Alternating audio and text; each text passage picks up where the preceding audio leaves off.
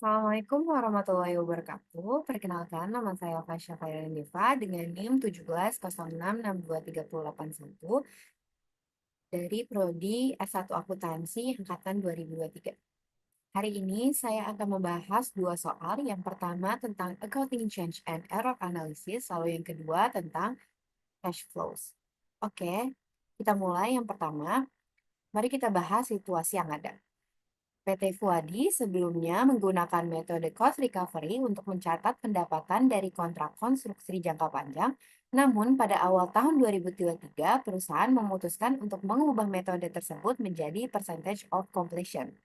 Perubahan ini dilakukan karena metode baru dianggap lebih akurat dalam mencerminkan pendapatan yang diperoleh dari kontrak tersebut. Oke, langkah pertama kita perhitungan perbandingan pre-tax income dan pajak untuk memahami perbedaan kedua metode ini. Kita perlu membandingkan pendapatan sebelumnya, pajak, pre-tax income dari masing-masing metode. Oke, yang pertama tahun 2021, metode cost recovery menghasilkan pendapatan sebelumnya sebanyak 5 miliar 200 juta. Metode percentage of completion menghasilkan pendapatan sebelum pajak sebesar 6 miliar. Selisih pendapatan yaitu 800 juta. Karena ada selisih pendapatan pajak yang terpengaruh dihitung dengan tarif pajak yaitu 22%, jadi 800 juta dikali 22% menghasilkan 176 juta. Oke, untuk tahun 2022, metode cost recovery ada 5 miliar 700 juta. Lalu untuk metode percentage of completion ada 6 miliar 900 juta. Selisih pendapatannya yaitu 1 miliar 200 juta. Dampak pajaknya yaitu 1 miliar 200 juta dikali 22% menghasilkan 264 juta. Total selisih pendapatan sebelumnya 2023, selisih tahun 2021 ditambah selisih tahun 2022. 800.000 ditambah dengan 1 miliar 200 juta sama dengan 2 miliar. Total dampak pajak yaitu 176 juta ditambah 264 juta menghasilkan 440 juta. Tahun 2023 metode cost recovery yaitu 6 miliar 600 juta. Lalu untuk metode percentage of completion-nya ada di 7 miliar 100 juta. Selisih pendapatan yaitu 7 miliar 100 juta dikurang dengan 6 miliar 600 juta menghasilkan 500 juta. Lalu untuk dampak pajak ya 500 juta ini dikalikan dengan 22%, yaitu hasilnya 110 juta. Langkah kedua, total pendapatan pajak dan dampak pajak, total selisih pendapatan hingga 2023, 2 miliar sebelum 2023 ditambah 500 juta ya 500 juta 2023 menghasilkan 2 miliar 500 juta. Lalu total dampak pajak yaitu 440 juta sebelum 2023 ditambah 110 juta 2023 menghasilkan 550 juta. Lalu di sini ada ke angka ketiga yaitu pencatatan jurnalnya pada tahun 2023 sesuai instruksinya, yaitu karena perubahan metode ini memengaruhi laporan keuangan, kita perlu mencatat penyesuaian di awal tahun 2023. Penyesuaian ini mencakup selisih pendapatan sebelumnya yaitu 2 miliar dan dampak terhadap pajak tanggungan 440 juta. Jadi jurnalnya adalah sebagai berikut yaitu di sini untuk tanggalnya yaitu 1 Januari 2023. Lalu untuk di debitnya ada construction and process yaitu 2 miliar mengakui selisih pendapatan dari perubahan metode. Lalu di sini ada kreditnya deferred tax liability yang berjumlah 440 juta mengakui dampak pajak tangguhan atas selisih pendapatan. Lalu yang terakhir, kredit. Di kredit ada retained net earnings, yaitu 1.560.000.000. Sisa dari selisih pendapatan setelah dikurangi dampak pajak dimasukkan ke laba ditahan. Perhitungan untuk return net earnings yaitu 2 miliar dari sini dikurang 440 juta menghasilkan 1.560.000.000. Dengan jurnal ini, laporan keuangan PT Fuadi sudah menyesuaikan perubahan metode pengakuan pendapatan sehingga lebih mencerminkan kondisi yang sesuai dengan metode baru. Baik, selanjutnya kita akan membahas ke soal kedua yaitu cash flows. Di sini eh, yaitu adalah oke, di sini Toby ZNT merupakan perusahaan dagang alat-alat rumah tangga. Berikut adalah data-data keuangan perusahaan tersebut. Di sini juga ada additional information-nya, dan instruksinya adalah A, yaitu susunan laporan arus kas 2025 parsial bagian operasi indirect. Lalu yang kedua, susunlah laporan arus kas 2025 parsial bagian operasi direct. Oke, jadi gini, laporan arus kas itu fungsinya untuk melihat berapa banyak uang yang benar-benar masuk dan keluar dari perusahaan. Ada 3 aktivitas di laporan arus kas, yaitu ada operasi, lalu ada investasi, dan pendanaan. Nah, di sini kita fokus ke ke aktivitas operasi saja dengan 2 metode, yaitu indirect dan direct. Langkah-langkahnya itu gampang banget kok, tenang aja. Jadi, kita pertama ke cara membuat indirect terlebih dahulu.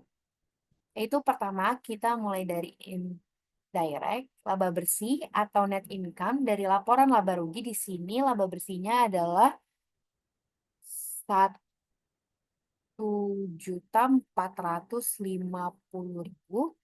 Itu dapatnya dari sini, di sini ada net income. Lalu langkah selanjutnya yaitu ditambah penyusutan atau depreciation expense. Di sini penyusutannya nggak ngeluarin kas, jadi harus ditambahkan kembali. Contohnya di sini 85.000. 85.000 dari additional tax. Di sini operating expense including depreciation expense of 85.000. Lalu penyusutan perubahan aset dan liabilitas ancar. Kalau akun piutang atau receivable naik 200.000, itu artinya ada uang yang belum dibayar oleh pelanggan, jadi mengurangi kas. Lalu kalau persediaan atau inventory turun 500.000, itu artinya kita menghemat kas karena persediaannya berkurang. Lalu di sini ada prepaid expense naik 175.000.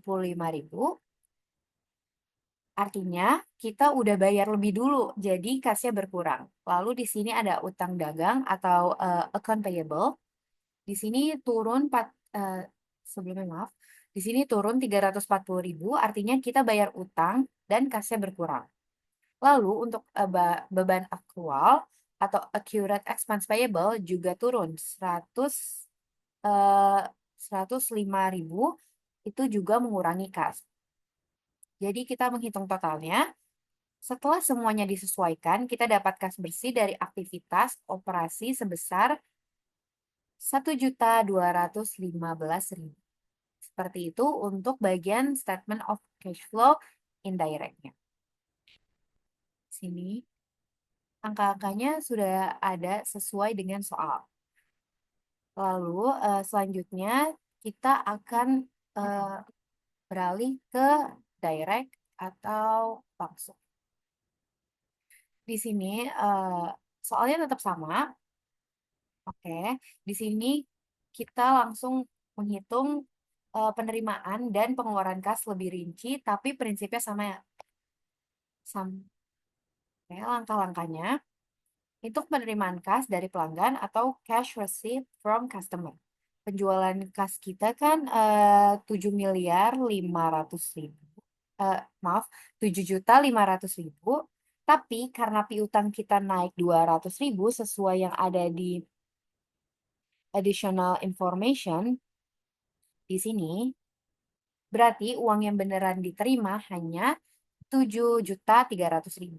Ini cash receipt, jadi 7,5 dikurang 200.000 menghasilkan 7.300.000. Lalu kita hitung pembayaran kas ke pemasok atau cash payments to supplier. Ini caranya itu biaya barang terjual atau cost of goods sold-nya itu 4.900.000. Oke, di sini total cost of goods sold. Lalu dikurangi penurunan persediaan sebesar 500.000. 500.000 ada di additional information di sini.